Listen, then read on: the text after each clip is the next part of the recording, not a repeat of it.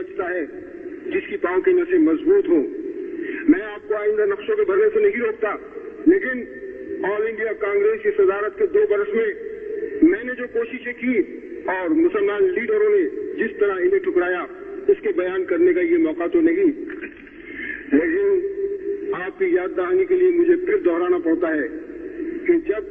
मैंने मुस्लिम लीग की पाकिस्तानी स्कीम के तमाम पहलुओं पर बहुत कुछ गौर किया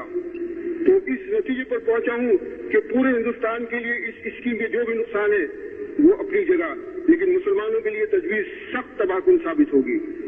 इससे इनकी कोई मुश्किल हल होने के बजाय मजीद मुश्किलातें पैदा हो जाएंगी। अव्वल पाकिस्तान का लफ्ज़ मेरे नजदीक इस्लामी तस्वुरात के खिलाफ है। पैगम्बर इस्लाम सल्लल्लाहु अलैहि वसल्लम का इरशाद है कि अल्लाह ताला ने तमाम रोज़ जमीन को मेरे लिए मस्जिद बना दी। इस रोज़ जमीन को पाक और नापाक के दरमियान तकसीम करना ही इस्लामी तालीमात के मुनाफी है। दूसरी है कि ये पाकिस्तान की स्कीम एक तरह से मुसलमानों के लिए शिकस्त की अलामत है। हिंदुस्तान में मुसलमानों की तादाद 10 करोड़ के अंदर है और वो अपनी जबरदस्त तादाद के साथ ऐसी मजहबी और माशरती सिफात के हामिल है कि हिंदुस्तान की कौमी व वतनी जिंदगी में पॉलिसी और नज्म व नस्क के तमाम मामलात पर फैसला कुन असर डालने की ताकत रखते हैं। पाकिस्तान की स्कीम के जरिए इनकी ये सारी कुव्वत और सलाहियत तकसीम और ज़ाया हो जाएगी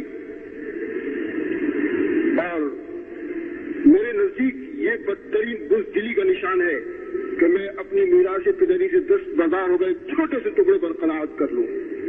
मैं इस मसले के दूसरे तमाम पहलुओं को नजरअंदाज करके तनहा मुस्लिम मफाद के नुक्ते निगाह से भी गौर करने के लिए तैयार हूं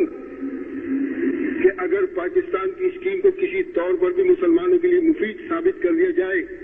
तो मैं इसे कबूल कर लूंगा और दूसरों से इसे मनवाने पर अपना पूरा जोर सौंप कर डालूंगा। मगर हकीकत यह है कि इस स्कीम से मुसलमानों की जमात और मिल्ली मफाद को जरा भी फायदा न होगा और न उनका कोई अंदेशा दूर हो सकेगा। हाँ, जो तजवीज और फार्मूला मैंने तैयार किया था, जिसे काबीना मिशन और कांग्रेस दोनों से ही मंजूर कराने में कामयाब हो गया था और जिसकी रूह से तमाम सूबे मुकम्मल तौर पर खुद मुख्तार करार दे दिए गए थे, इसमें पाकिस्तानी स्कीम की वो तमाम खूबियां मौजूद है जो उन नकाइश से पाक है जो उनकी स्कीम में पाए जाते हैं। अब आप जरा जज्बात से बालातर होकर इसके मुमकिन नताइज पर गौर करें कि हिंदू अक्सरियत के इलाकों में करोड़ों की तादाद में ये मुसलमान मगर बहुत छोटी छोटी अक़लियतों की सूरत में पूरे मुल्क में बिखर कर रह गए और आज के मुकाबले में आने वाले कल में वो और ज्यादा कमजोर हो जाएंगे।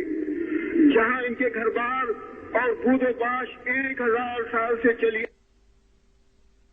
आ रही है और जहां उन्होंने इस्लामी तहजीब व तमद्दुन के मशहूर और बड़े बड़े मराकज़ तामीर किए,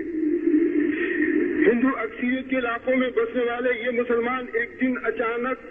सुबह खुलते अपने आप को अपने घर और वतन में परदेसी और अजनबी पाए गए, सनदी तालीमी और माशी लिहाज से पसमानदा हो गए और एक ऐसी हुकूमत के रहम करम पर हो गए जो खालिस हिंदू राज बन गई। पाकिस्तान में ख्वाह मुसलमानों की मुकम्मल अक्सरियत की हुकूमत ही क्यों न कायम हो जाए, इससे हिंदुस्तान में रहने वाले मुसलमानों का मसला हरगिज हल नहीं हो सकेगा। ये दो रियासतें एक दूसरे के मद्दे मुकाबिल बनकर एक दूसरे की अक़लियतों का मसला हल करने की पोजीशन में नहीं आ सकती। इससे सिर्फ यरगमाल और इंतकाम का रास्ता खुलेगा। मेरे भाइयों, आपको याद होगा कि वक्त जून 1940 में कांग्रेस की सदारत संभालने के बाद जब मैंने हिंदू मुस्लिम इख्तिलाफ के तस्फिये की गरज से बहैसियत सदर कांग्रेस मिस्टर मोहम्मद अली जिन्ना सदर मुस्लिम लीग को ये तजवीज भेजी थी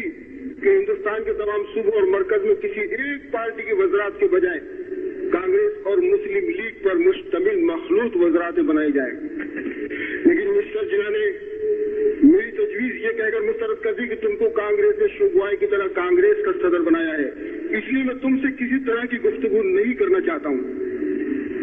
और बराबर की सतह पर हिंदू मुस्लिम तस्फिये का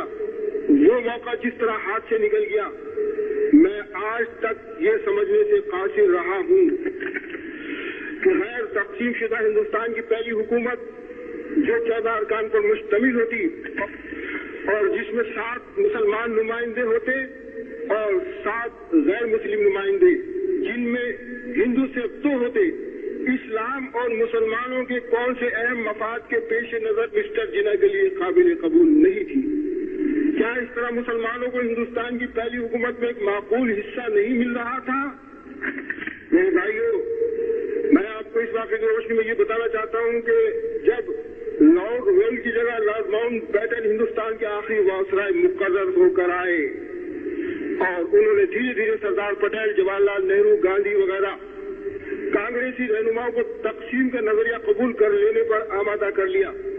बिलाखिर 3 जून 1947 को हिंदुस्तान को 2 रियासतों में तकसीम कर देने की तजवीज का ऐलान कर दिया गया। मेरे भाई, ये ऐलान दरअसल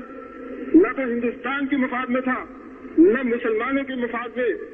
इससे सिर्फ बरतानवी मफाद की हिफाजत मकसूद